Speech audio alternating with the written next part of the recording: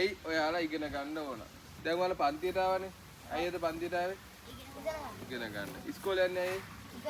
ඉගෙන ගන්න. එතකොට තව ක්ලාස් වලට යනවා ඒ යන්නේ ඇයි? ඉගෙන ගන්න. හරි. ඔන්න ප්‍රශ්නේ. ඇයි ඔයාලා ඉගෙන ගන්න ඕන? රස්සාවක් කරන්න. පුතාගේ විභාග පාස් වෙන්න. පුතා අවිද? කැමති උත්තරයක් කියන්න. හොඳ දරුවෙක් කියලා. ඉගෙන ගත්තා හොඳ දරුවෙක් කියනවා. එනවා. හරි.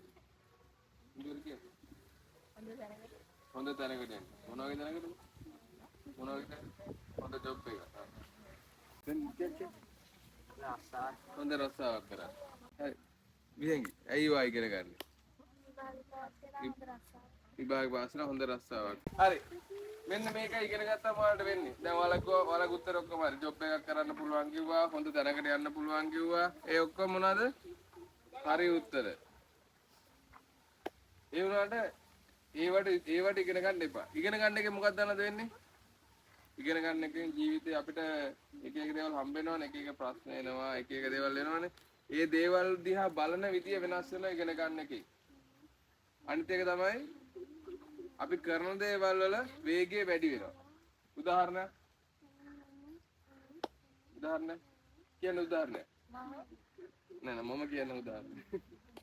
හිතන්නකෝ ඔයාලට රුපියල් 1000ක් තියනවා කියලා. කීයක් තියෙන්නේ? 1000ක් වගාව තියෙනවා. ඔයාගේ ඉගෙනගෙන වාගාව තියෙන දැනුම අනුව තමයි තීරණය වෙන්නේ. ඒ 1000 ඔයා 500ක් කරගන්නවද? ඒ 1000 1500ක් කරගන්නවද? 2000ක් කරගන්නවද කියලා. එකතු කිරීම, බෙදීම, අඩු කිරීම ඒවා වැඩක් වෙනවනේ. වැඩක් වෙන්නේ කොහමද?